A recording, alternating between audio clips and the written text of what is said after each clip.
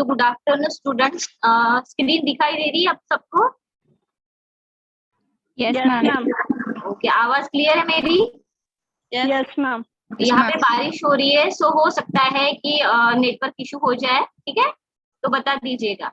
Okay, सो हमारा जो next subject हम देखने वाले हैं, ठीक है, फूड माइक्रोबायोलॉजी, ठीक है, जो आपको सेमेस्टर 4 में है। ओके, सो इसके आज इंट्रोडक्शन देखेंगे, क्या क्या कंटेंट्स है, ठीक है, ऑब्जेक्टिव्स क्या क्या है और इवैल्यूएशन क्या है, ठीक है। सो इवैल्यूएशन बेसिकली प्रैक्टिकल ही होंगे और कुछ असाइनमेंट्स ही होंगे, ठीक है। सो स्टार्ट करते हैं हम। सो फूड माइक्रोबायोलॉजी, ओके, सो आपको नाम से ही पता चल गया होगा कि जो भी माइक्रो ऑर्गेनिजम्स है, ठीक है, तो एक तो वो फूड स्पॉइलेज और कंटेमिनेशन के लिए जिम्मेदार होते हैं, और उसके बाद में जो फूड फर्मेंटेशन होता है, राइट, जो हमारे गट की हेल्थ के लिए बहुत एसेंशियल होते हैं माइक्रो ऑर्गेनिजम्स, ठीक है। तो उस तरह से हम दोनों ही एस्पेक्ट जो है यहाँ पे हम देखने वाले हैं। ओके, तो स्टार्ट करते हैं। सो ऑब्जेक्टिव्स हम देखेंगे पहले। So the course enables the student to first understand the nature and the role of microorganisms in food. Okay, so यहाँ पे हम नेचर एंड रोल जो है माइक्रो ऑर्गेनिजम्स का, ठीक है, रिलेटेड टू फूड, ठीक है, हो सकता है कंटेमिनेशन स्पॉइलेज भी हो सकता है, ठीक है, और उसका अच्छा भी रिजल्ट हो सकता है, राइट। सो माइक्रो ऑर्गेनिजम्स के हम जो है टाइप्स देखने वाले हैं यहाँ पे, ठीक है। उसके बाद to have a knowledge of the basic principles of food sanitation and safety, ठीक है। सो बेसिक जो नॉलेज होगा, ठीक है, फूड सैनिटेशन एंड सेफ्टी का, वो देखेंगे। हो सकता है कुछ पॉलिसीज वगैरह होंगी फूड सैनिटाइजेशन की, सेफ्टी की, ठीक है, तो वो भी हम यहाँ पे देखने वाले हैं। To acquire a perspective of the importance of microorganisms in environmental microbiology, right? So importance हम microorganisms का देखने वाले हैं, ठीक है, रिलेशन यहाँ पे environment जो microbiology है, ठीक है, तो उससे रिलेट हम करने वाले हैं। यहाँ पे देखने वाले क्या कौन कौन से माइक्रो ऑर्गेनिज्म जो है वो इन्वॉल्व होते हैं, कौन कौन से माइक्रो ऑर्गेनिज्म जो है वो हार्मफुल हो सकते हैं, कौन कौन से माइक्रो ऑर्गेनिज्म जो हमारी हेल्थ के लिए इम्पोर्टेंट होते हैं, राइट। तो वो हम देखने वाले हैं। तो जो फर्स्ट मॉड्यूल है आपका, ठीक है, सो फूड माइक्रोबायोलॉजी थ्योरी जो आपका पोर्शन है, एक मिनट। तो ये जो मॉड्यूल 1 है, ये थोड़ा लैपटॉप नहीं क्या स्लो है। ओके, तो मॉड्यूल 1 में जो है ऑब्जेक्टिव्स क्या क्या है, तो वो ये है to be acquainted with microorganisms important in food, to understand their characteristics in relation to preservation and spoilage of food, to have a knowledge of the various sources of the contamination, right, और इसके contents क्या क्या है। So food microbiology, ठीक है, सो पहला जो हम देखने वाले हैं फूड माइक्रोबायोलॉजी, ठीक है। सो बेसिक कंसेप्ट हम फूड माइक्रोबायोलॉजी का देखने वाले हैं, ठीक है, और उसके साथ एक ब्रीफ हिस्ट्री उसकी, ठीक है, सो वो देखने वाले हैं, ठीक है। सो आपको पता होगा कि माइक्रोबायोलॉजी यानी क्या होता है, ठीक है, यहाँ पे फूड माइक्रोबायोलॉजी लिखा हुआ है, ठीक है। सो फूड माइक्रोबायोलॉजी यानी जो भी माइक्रो ऑर्गेनिज्म जो स्पॉइलेज या कंटेमिनेशन में जो है प्रेजेंट रहते हैं, या फिर जो फर्मेंटेड फूड्स में प्रेजेंट रहते हैं, ठीक है। सो ये जो कलेक्टिव एक एस्पेक्ट है, तो वो हम यहाँ पे देखने वाले हैं। बेसिक कंसेप्ट देखने वाले हैं फूड माइक्रोबायोलॉजी का, ठीक है, और एक हिस्ट्री हम देखने वाले हैं वहाँ पे, ठीक है। उसके बाद जनरल कैरेक्टरिस्टिक्स, ठीक है। सो पहला जनरल कैरेक्टरिस्टिक्स में है मॉर्फोलॉजिकल कैरेक्टरिस्टिक्स, ठीक है। तो जब भी हम एनिमल या फिर जैसे कोई भी फंगस हो, माइक्रो ऑर्गेनिज्म एनिमल हो, ठीक है, फ्लावर भी हो, ठीक है, तो उसका हम पहले मॉर्फोलॉजिकल कैरेक्टरिस्टिक्स देखते हैं, ठीक है। तो यहाँ पे आपको समझ में आ गया होगा कि मॉर्फोलॉजिकल कैरेक्टरिस्टिक्स मीन्स क्या, ठीक है। सो जहाँ पे हम शेप, साइज, राइट, कलर या स्ट्रक्चर हम जब भी देखते हैं, ठीक है, तो उसको मॉर्फोलॉजिकल कैरेक्टरिस्टिक्स बोलते हैं, ठीक है। Size, shape, colour, right, structure हो, ठीक है, तो इस तरह से। उसके बाद रिप्रोडक्टिव कैरेक्टरिस्टिक्स, ठीक है। सो हर एक एनिमल का, ठीक है, रिप्रोडक्टिव कैरेक्टरिस्टिक होता है, ठीक है, तो वो हम देखेंगे। फिजियोलॉजिकल कैरेक्टरिस्टिक्स हम देखने वाले हैं। उसके बाद मोड्स, ठीक है, सो मोड्स के बारे में जानने वाले हैं। तो मोड्स ऑफ इंडस्ट्रियल इम्पोर्टेंस, ठीक है, इंडस्ट्रियल इम्पोर्टेंस यानी ऑब्वियस है, अगर एग्जांपल लेते हैं हम, जैसे फर्मेंटेड फूड्स जो है, ठीक है, आपने देखा होगा कि इंस्टेंट बैटर मिलते हैं, ठीक है, इंस्टेंट पाउडर मिलते हैं, राइट। तो वहां पे भी जो है ईस्ट, ड्राई ईस्ट जो है, ठीक है, अनएक्टिवेटेड ईस्ट को बोलते हैं, ठीक है, या फिर एक्टिवेटेड ईस्ट जो है, ठीक है, वो वहां पे प्रेजेंट रहता है, ठीक है, ताकि जो भी आपका मार्केट में मिलने वाले जो इंस्टेंट केक पाउडर है, ठीक है, केक मिक्सचर है, इडली बैटर है, ठीक है, इडली मिक्सचर है, ठीक है, तो वहां पे ये जो मोल्ड है या फिर जो ईस्ट हम बोलेंगे, जो भी बैक्टीरियाज है, ठीक है, जो फर्मेंटेशन के लिए इम्पोर्टेंट होते हैं, ठीक है, तो वहां पे उनको फोर्टिफाइड कर, हम बोलेंगे फोर्टिफाइड किया जाता है या फिर उनको इनकॉर्पोरेट वहां पे किया जाता है, ताकि हमको इंस्टेंट एकदम रिजल्ट मिले और हमको ज्यादा उसको फर्मेंट करने के लिए जो है टाइम ना लगे, ठीक है। तो ऐसे मोल्ड जो है या ईस्ट हो या बैक्टीरिया जो है, उनका use generally industrial point of view से वहां पे किया जाता है, ठीक है। तो ऑब्वियस है वो हमारी गट के लिए, हेल्थ के लिए बहुत अच्छे होते हैं, ठीक है। आपने देखा होगा कि गट हेल्थ के लिए आपने नाम सुना होगा, सबको पता होगा, टीवी में देखते होंगे और कुछ है ही नहीं, तो वो भी हमारी गट की हेल्थ के लिए बहुत इंपॉर्टेंट होता है, ठीक है। तो इसका एक इंडस्ट्रियल एस्पेक्ट हम देखने वाले हैं, ठीक है। और उसके बाद brief introduction to the following viruses, algae and parasites, right. तो इसके बारे में हम ब्रीफ में जानने वाले हैं, कुछ इंपॉर्टेंट अल्गी पैरासाइट्स, ठीक है, वो हम देखेंगे यहाँ पे, ठीक है। उसके बाद sources and types of contamination of water, ठीक है, सो यहाँ पे हम सोर्सेस और टाइप्स देखने वाले हैं, ठीक है। तो यहाँ पे पहला जो है माइक्रोबियल फ्लोरा, ठीक है, सो माइक्रोबियल फ्लोरा यानी जो हम यहाँ पे इस वर्ड को हम कह सकते हैं कि जो भी एक कलेक्टिव बैक्टीरिया फिर या फिर जो अदर माइक्रो ऑर्गेनिजम्स, राइट, तो उसका कलेक्टिव जो एक एस्पेक्ट होता है हमारे कोई भी होस्ट में, राइट, तो उसको फ्लोरा कह के वहां पे जाना जाता है। जैसे बायोकेमिकल इन्वेस्टिगेशन होते हैं या फिर जैसे हम बोलते हैं इंडिकेटर होते हैं, ठीक है, माइक्रो ऑर्गेनिजम्स, ठीक है, या फिर माइक्रोबियल एग्जामिनेशन होता है, तो वहां पे फ्लोरा वहां पे प्रेजेंट कौन सा होता है, ठीक है, सो वो वहां पे पता लगता है, ठीक। तो इस तरह से जो माइक्रोबियल फ्लोरा है, तो वहां पे एक हम कह सकते हैं कलेक्टिव ग्रुप होगा वहां पे, जो जहाँ पे माइक्रो ऑर्गेनिजम्स और अदर जो माइक्रो ऑर्गेनिजम्स है, बैक्टीरियाज है, ठीक है, so उनका ग्रुप, ठीक है, ऐसे हम माइक्रोबियल फ्लोरा उसको कह सकते हैं, ठीक है। उसके बाद वाटर, तो एज सोर्स ऑफ कंटेमिनेशन आपको पता है, ठीक है, कॉलरा जो एग्जाम्पल है एक, ठीक है, जो वाटर से होता है, कंटेमिनेटेड वाटर से होता है, राइट। तो वही है जहाँ पे ई कोलाई जो है, ठीक है, एंटामीबा हिस्टोलिटिका जिसको हम बोलते हैं, ठीक है, तो उसकी वजह से जनरली कॉलरा होता है। सो वो ऑब्वियस वाटर बेस्ड कंटेमिनेशन है, ठीक है, वाटर की वजह से, वाटर कंटेमिनेटेड होने की वजह से ही वो जो डिसीज है कॉलरा का वो होता है। ये सभी को पता है, 12वीं तक जो है आपने पढ़ा है, HSC लेवल पे आपने पढ़ा होगा, ठीक है। Yes ma'am.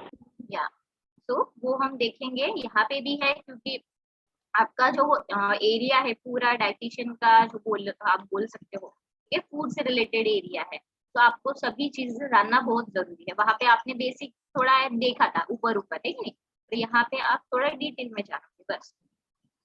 तो उसके बाद वाटर प्यूरिफिकेशन, तो वाटर प्यूरिफिकेशन वो भी हम देखने वाले हैं। उसके बाद माइक्रोबियल एग्जामिनेशन, ठीक है, सो किस तरह के जो है माइक्रोबियल एग्जामिनेशन होते हैं, ठीक है, कुछ देखेंगे हम यहाँ पे, ठीक है। उसके बाद इंडिकेटर ऑर्गेनिजम्स, ठीक है, तो जनरली ये नॉन स्पेसिफिक हम बोल सकते हैं यहाँ पे, नॉन स्पेसिफिक कोलिफॉर्म्स बोलते हैं उसको, ठीक है। जैसे हम आपने देखा होगा कि जैसे अमीबासिस है या फिर ई कोलाई है, जो जनरली इंडिविजुअल की गट में, ठीक है, प्रेजेंट रहते हैं या फिर एनिमल के गट में प्रेजेंट रहते हैं, राइट। तो वो एक इंडिकेटर होते हैं, ठीक है। तो उसको वहाँ पे हम वो भी देखने वाले इंडिकेटर ऑर्गेनिजम्स कौन कौन से होते हैं। ई कोलाई है,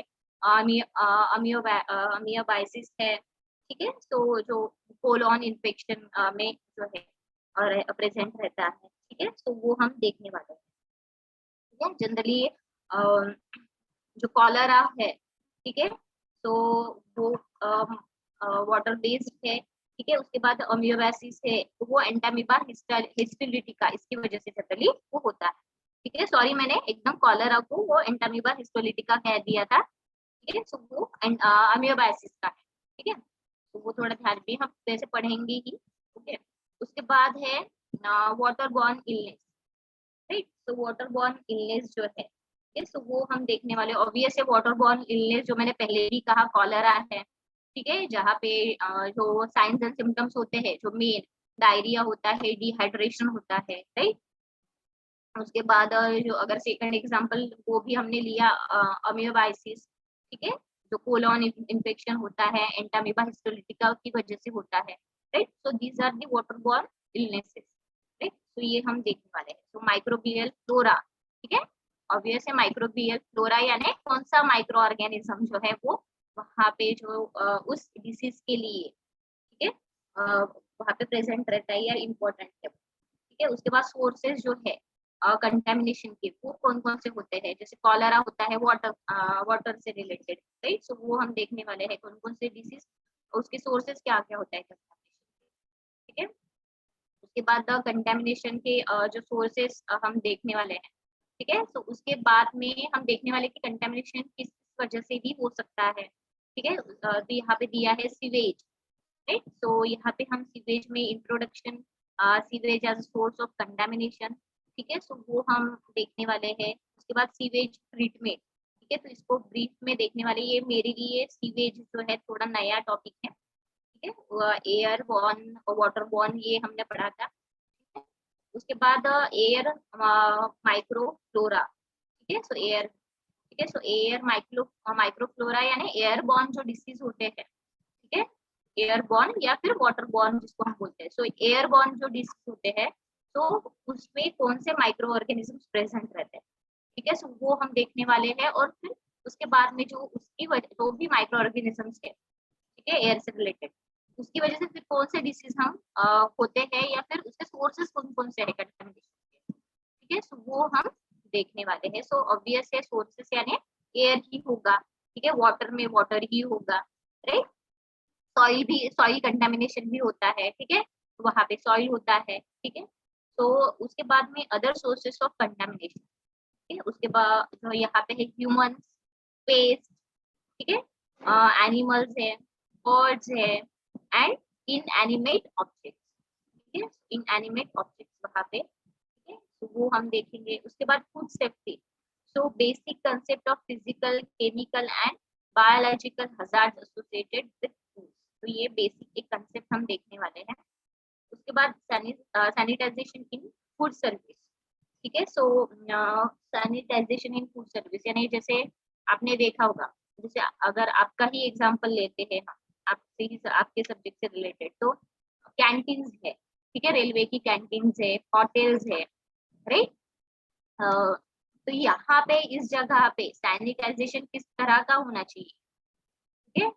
तो वो वहाँ पे जो है वो इम्पोर्टेंट होता है, तो उसके बारे में थोड़ा यहाँ पे जानने वाले हैं, ठीक है। तो यहाँ पे बेसिक जो है कंसेप्ट यहाँ पे दिए हुए हैं, किस तरह के एजेंट्स यूज होते हैं, किस तरह के डिसइंफेक्टेंट्स यूज किए जाते हैं, ठीक है, कौन सी प्रोसेस होती है, ठीक है। जनरली एक एग्जांपल देती हूँ, जब हम अमूल में गए थे ट्रेनिंग के लिए, ठीक है, तो जब वहां पे प्रोसेसिंग होती है, ठीक है, मिल्क उबाला जाता है, ठीक है, वो पैकेट्स में भरा जाता है, उसके बाद एक बैच खत्म होने के बाद उसको पूरा क्लीन किया जाता है, ठीक है, क्योंकि हो सकता है कि अगले दिन जो है कंटेमिनेशन होने की चांसेस रहे, स्पॉइलेज होने की चांसेस रहे। तो वहां पे क्या होता है, बैच बनने के बाद, एक पूरा बैच बनने के बाद पूरा जो है क्लीन होता है, ठीक है। तो वहां पे ऑब्वियस है डिसइंफेक्टेंट्स जो भी क्लींजिंग एजेंट यूज किए जाते हैं, ठीक है। तो वहां पे सीसीपी करके जो है जो है उसको क्लिनिकल प्रोसेस बोलते हैं, क्लींजिंग प्रोसेस बोलते थे, तो वहां पे यूज होता था, ठीक है। तो इस तरह के जो इंडस्ट्रियल एरियाज है वहाँ पे जनरली इसके ऊपर ध्यान दिया जाता है। ठीक है। तो जनरली कुछ ऐसी हम बोलेंगे कि ऑर्गेनाइजेशन होती है कि ये जो भी इंडस्ट्रीज है उसके ऊपर जो है ध्यान रखा जाता है।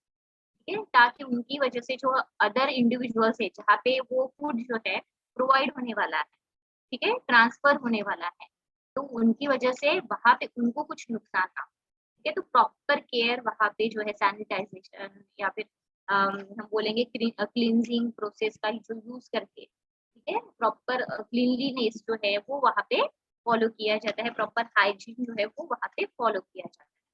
ठीक है, सो यहाँ पे वही है कि सैनिटाइजेशन इन फूड सर्विस, ठीक है, कैंटीन हो, होटल्स हो, ठीक है, तो वहाँ पे किस तरह की ये जो फूड सर्विसेज है, ठीक है, किस तरह का सैनिटाइजेशन जो है या फिर सैनिटेशन हाइजीन किस तरह से वो वहाँ पे किया जाता है। ठीक है, और कौन कौन से रूल्स एंड रेगुलेशंस वहाँ पे हो सकते हैं, कुछ प्रिंसिपल्स भी है। ठीक है, उनको सर्टिफिकेट मिलते हैं जो भी फूड सर्विसेज है।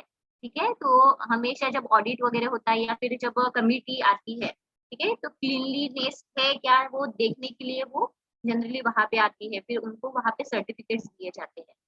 ठीक है, तो वो हमने देखा था। ठीक है, तो वहाँ पे वो हम देखेंगे कि हो सकता है यहाँ पे जो है ऑर्गेनाइजेशन यहाँ पे दिया तो नहीं है। ठीक है, सिंपल एक बेसिक कंसेप्ट दिया हुआ है यहाँ पे। ठीक है, सो बेसिक कंसेप्ट हम देखने वाले हैं। सो क्लींजिंग एजेंट्स कौन कौन से यूज किए जाते हैं, डिसइंफेक्टेंट्स कौन कौन से यूज किए जाते हैं। ठीक है, सो वो हम देखेंगे यहाँ पे। उसके बाद पर्सनल हाइजीन किस तरह की होनी चाहिए। ठीक है, जो भी पर्सन जो है फूड हैंडल करता है, ठीक है, तो पर्सनल हाइजीन किस तरह की होनी चाहिए, तो वो वहाँ पे हम देखने वाले हैं।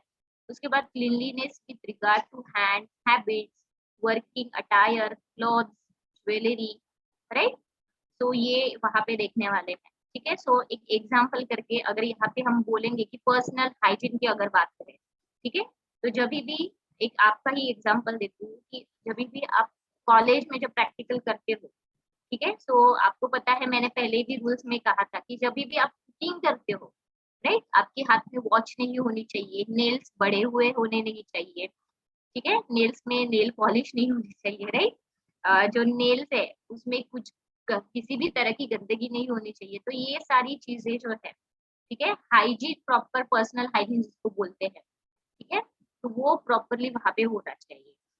उसके बाद जब हम जैसे डेटॉल, ठीक है, डिसइंफेक्टेंट से जब हाथ धोते हैं, ठीक है, तो वहां पे एक प्रॉपर हम बोल सकते हैं कि स्टेप्स होते हैं उसके, आपने सभी को अभी तो पता चल ही हो गया होगा। ठीक है, किस तरह से हाथ धोने चाहिए, किस तरह से क्लीनलीनेस फॉलो करना चाहिए।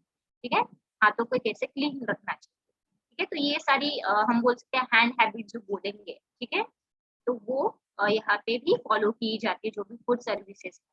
ठीक है, उसके बाद यहाँ पे आगे देखने वाले हैं, so cleanliness with regard to hand habits, working attire, clothes and jewellery.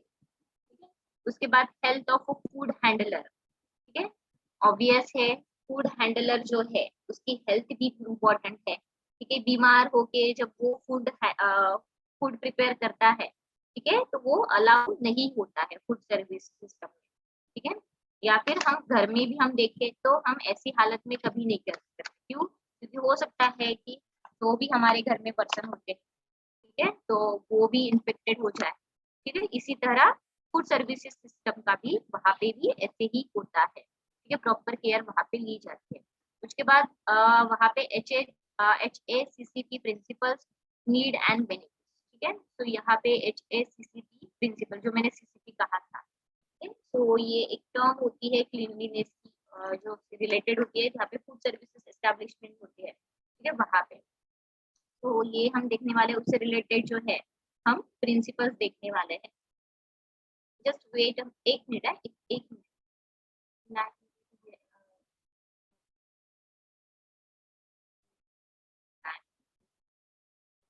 Ma'am voice नहीं आ रही है।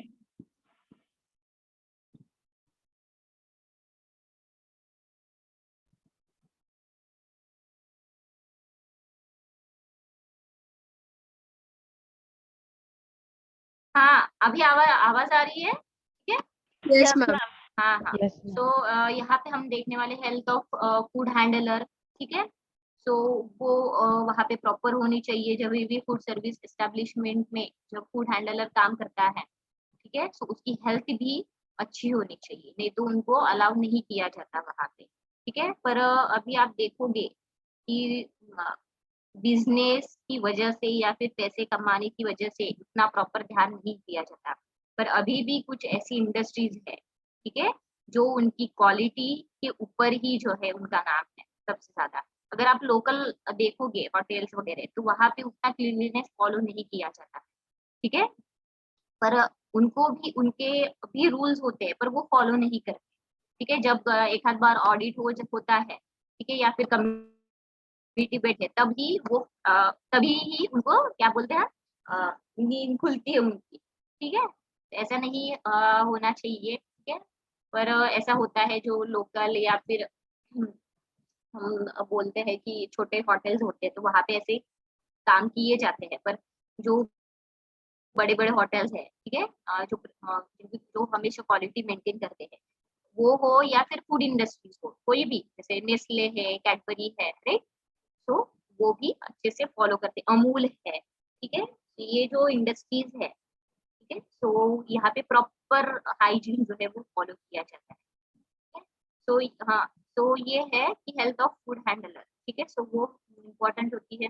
उसके बाद HACCP प्रिंसिपल्स, ठीक है, नीड एंड बेनिफिट। तो HACCP प्रिंसिपल्स जो है यानी उसको हम कहेंगे hazard analysis critical control point, ठीक है। Hazard analysis critical control point जो होता है, ठीक है, तो वहां पे उस बेसिस पे जनरली उनको रेटिंग दी जाती है, ठीक है। किस तरह वो कौन कौन से प्रिंसिपल्स होते हैं, वो क्या नीड होती है HACCP की, ठीक है, और उसके बेनिफिट क्या है, ठीक है। तो वो वहां पे जो है हम जानेंगे, वहां पे हर एक जो इंडस्ट्री होती है, ठीक है। तो ये HACCP प्रिंसिपल्स जो है, ठीक है, तो ये जनरली फॉलो किए ही जाते हैं, ठीक है। सो जनरली जो भी नेशनल एडवाइजरी कमेटी होती है, ठीक है, जो भी माइक्रोबियल क्राइटेरिया होता है फूड का, ठीक है, सो वो जनरली अच्छे से जानने के लिए या फिर हम बोल सकते हैं कि वो ध्यान रखने के लिए जो भी एस्टेब्लिशमेंट है या फिर जो भी फूड सर्विस सिस्टम है, ठीक है, सो उसके अंडर ही HACCP के अंडर ही जो है उनकी गाइडलाइंस या फिर जो भी उनके प्रिंसिपल्स है, वो हर एक फूड सर्विस सिस्टम को जो है वो फॉलो करने होते हैं, ठीक है। तो एक्चुअली जो भी नेशनल एडवाइजरी कमेटी होती है वो उसके ऊपर ध्यान रखती है जनरली, ठीक है। और ये जो भी गाइडलाइंस या फिर जो हम बोलेंगे कि प्रिंसिपल्स जो है, ठीक है, तो वो उन्होंने ही तय की, ठीक है, जो हर एक फूड सर्विस सिस्टम को जो है ध्यान में रखनी पड़ती है, ठीक है। तो ये भी हम डिटेल में जानेंगे, ठीक है। उसके बाद में हाँ, सेकंड मॉड्यूल में हम देखेंगे, this module will enable students to understand the beneficial effects of microorganism, food spoilage and pathogenesis of microorganism। तो इसके कंटेंट्स क्या क्या है,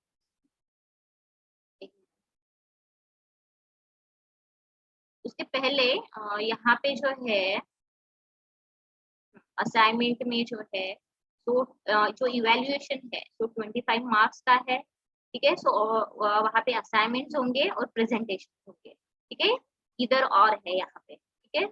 तो हम हो सकता है प्रेजेंटेशन भी ले या फिर असाइनमेंट, तो एक एक टॉपिक के ऊपर जो है आपको एक तो असाइनमेंट करना होगा या फिर प्रेजेंटेशन, तो वो हम बाद में जब पढ़ेंगे मॉड्यूल 1 स्टार्ट करेंगे तब हम बताएंगे आपको, ठीक है। उसके बाद जो सेकंड मॉड्यूल है, सो यहाँ पे जो ऑब्जेक्टिव है वो क्या क्या है। So this module will enable the students to understand the beneficial effects of microorganism, food spoilage and pathogenesis of microorganisms, right? So इसके contents क्या क्या है। So microorganisms and food, beneficial effects of microorganisms, ठीक है।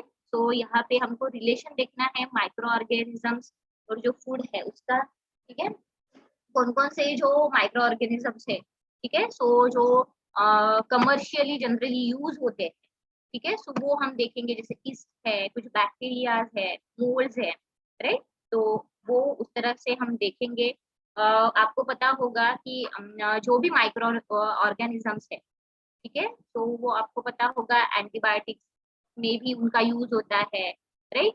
तो उस तरह के क्या क्या यूज होते हैं या फिर कमर्शियल प्रोडक्शन में उनका रोल क्या होता है, ठीक है। सो वो हम देखेंगे यहाँ पे, ठीक है। तो यहाँ पे लिखा है micro organism responsible for commercial production of acid, alcohol, solvents, antibiotics, vitamin, hormones, enzymes, amino acid etcetera, ठीक है। तो अगर हम जैसे हार्मोन की बात करें, ठीक है, तो आपको एक एग्जांपल करके बताती हूँ। इंसुलिन आपको पता ही है, ठीक है, जो हमारी बॉडी में बनता है पैनक्रियास, ठीक है। पर अगर हमारे जैसे डायबिटिक कंडीशन में वो इंसुलिन नहीं बन पाता, राइट, तो हम क्या करते हैं, बाहर से वो लेते हैं, राइट।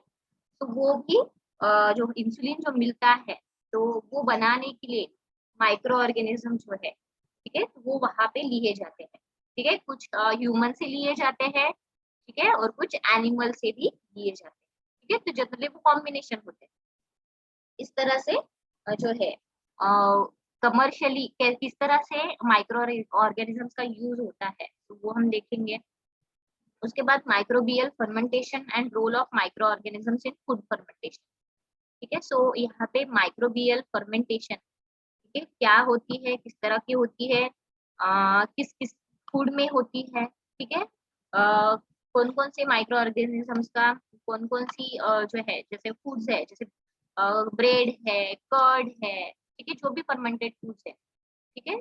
तो उसमें क्या रोल होता है, ठीक है, सो वो हम देखने वाले हैं। तो यहाँ पे एग्जांपल्स भी दिए हुए हैं, बियर है, वाइन है, ब्रेड है, ठीक है। आपको पता होगा वाइन या बियर जो है, ठीक है, जो ग्रेप्स है, राइट, तो वहां पे उनको सड़ा के गला के जो है, ठीक है, कुछ ऐसी प्रोसेस भी होती है, कोई कुछ कुछ फ्रेश वाइन्स भी बनती है, ठीक है। सो वहां पे जनरली कहीं पे कुछ वाइन्स ऐसी भी होती है जहाँ पे बहुत जो ग्रेप्स होती है उनको बहुत गला के बहुत दिनों तक जो है उस तरह से फिर वहां पे माइक्रो ऑर्गेनिज्म जो है डेवलप होते जाती है, राइट।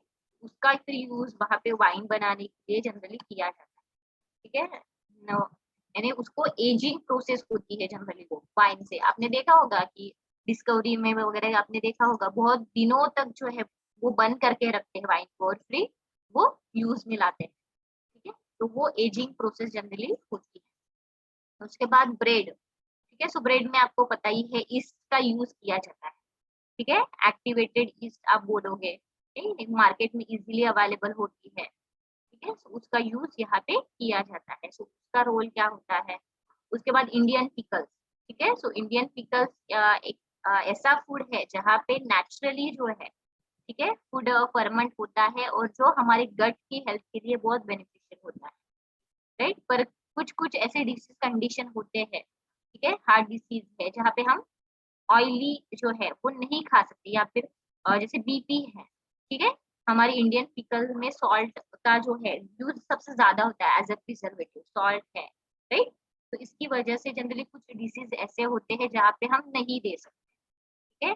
पर अगर हमारी गट की हेल्थ की बात करें तो जो इंडियन पिकल्स होते हैं वो बहुत इंपॉर्टेंट होता है हमारे पूरे खाने में, ठीक है। उनका रोल जो है बहुत इंपॉर्टेंट होता है क्योंकि उनमें कुछ ऐसे माइक्रो ऑर्गेनिजम्स होते हैं, ठीक है, जो हमारी हेल्थ के लिए बहुत इंपॉर्टेंट होते हैं, राइट। उसके बाद फर्मेंटेड डेयरी प्रोडक्ट्स जैसे कर्ड है, योगर्ट है एंड चीज है, ठीक है। तो योगर्ट आपको पता होगा कि फ्लेवर्ड कर्ड होता है जिससे, ठीक है, कर्ड यानी प्लेन जो हम बोलते हैं कड़ी दही या फिर जो है खट्टा दही या फिर मीठा दही, वो तो प्रॉपर जो योगर्ट होता है वो फ्लेवर्ड कर्ड होता है, ठीक है? मैम श्रीखंड ना। हाँ हाँ, और दूसरे भी फ्लेवर्स वहाँ पे यूज किए जाते हैं कि नहीं। Yes ma'am. उसके बाद चीज, ठीक है, चीज सभी को पता है, ठीक है। जो पनीर है वो भी एक प्रकार का चीज है, कॉटेज चीज जिसको हम बोलते हैं, मोजरेला है, राइट।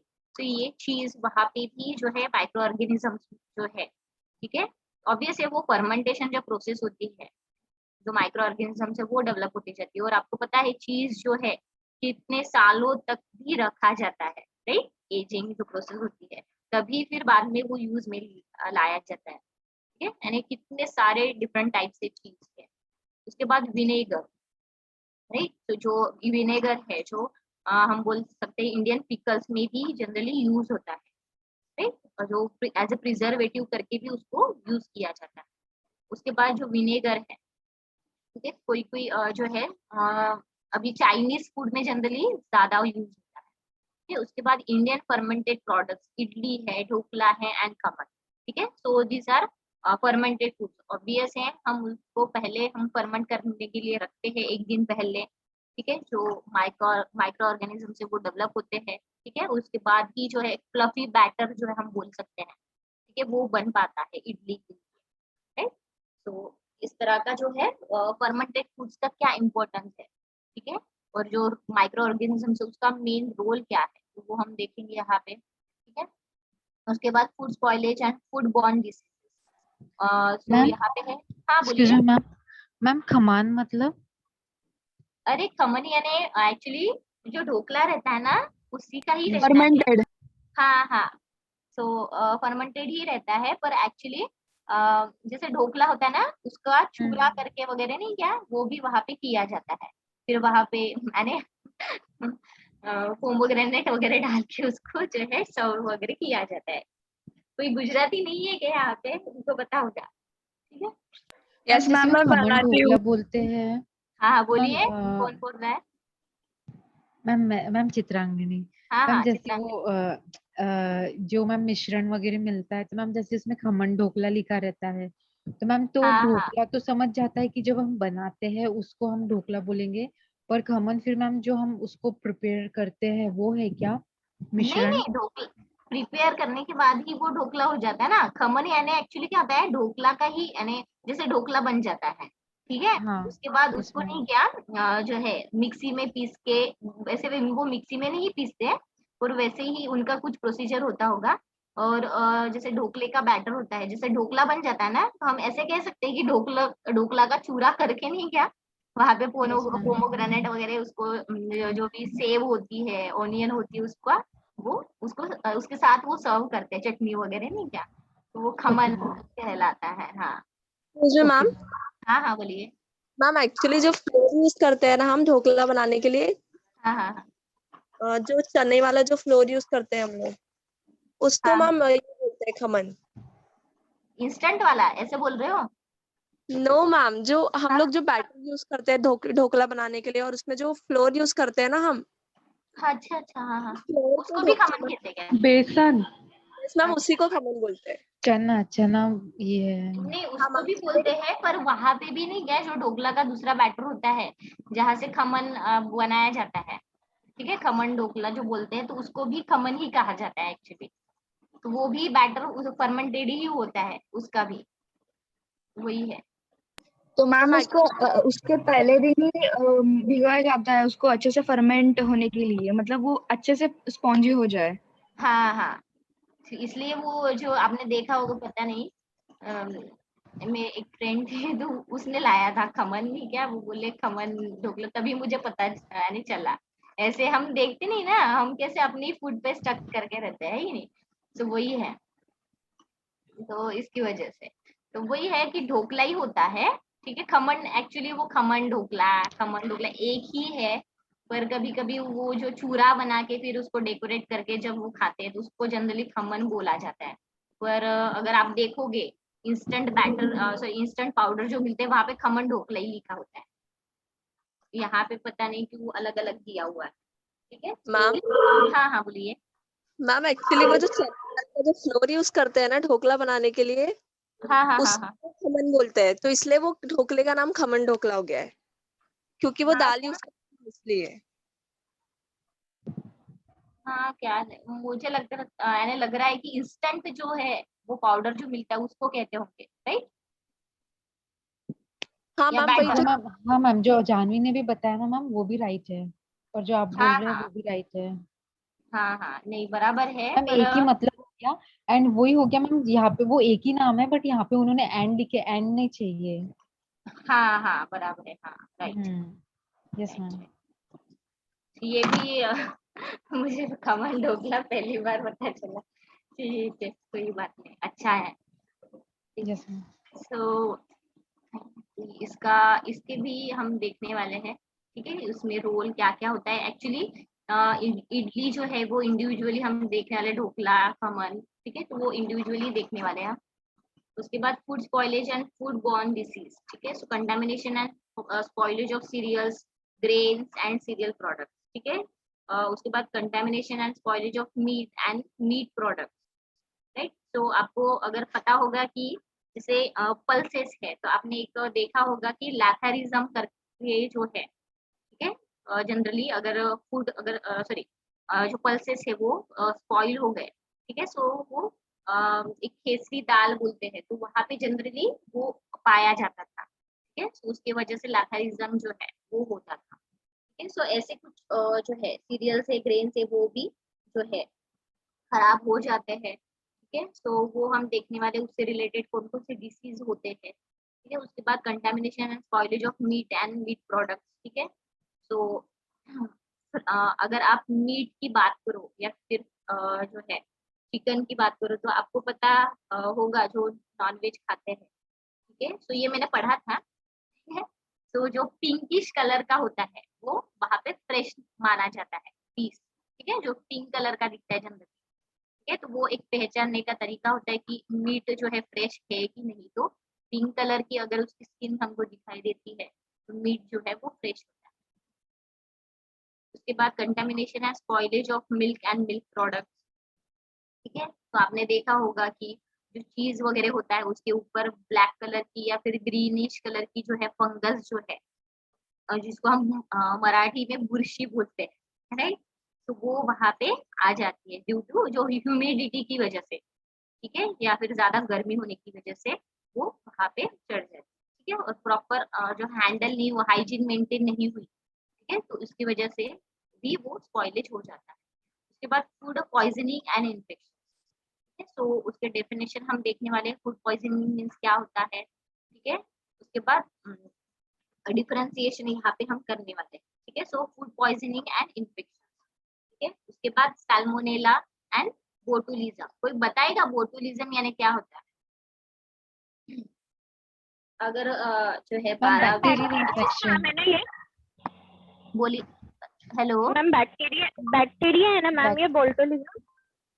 हाँ, बैक्टीरियल इन्फेक्शन। हाँ, तो बताइए ना, कोई बताएगा थोड़ा डिटेल में यानी एक दो लाइन में। मैम वो फूड पॉइजनिंग ही है जो मैम जो सैल्मोनीला है। अगर मैम सैल्मोनीला जैसे हम फॉर एग्जांपल अगर कोई पार्टी हो रही है और उसमें मीट एंड मिल्क प्रोडक्ट खाते हैं और 6 घंटे के अंदर वोमिटिंग होता है, तो मैम वो सैल्मोनीला होगा।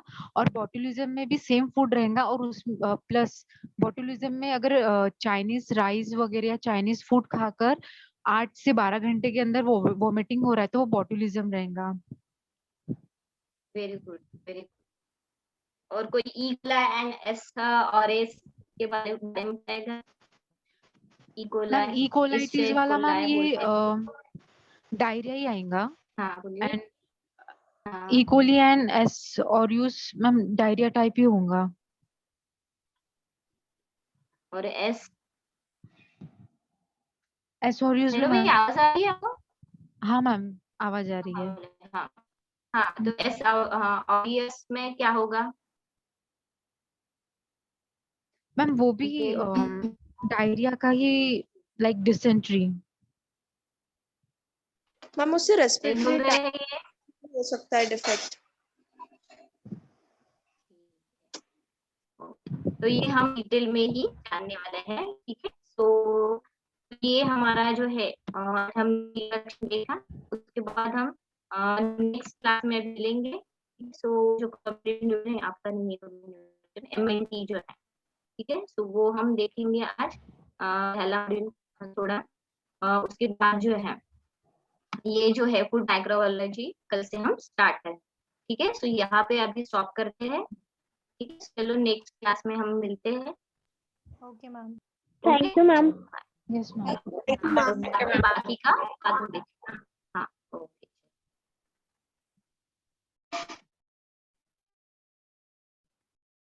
ये प्रैक्टिकल का थोड़ा बाद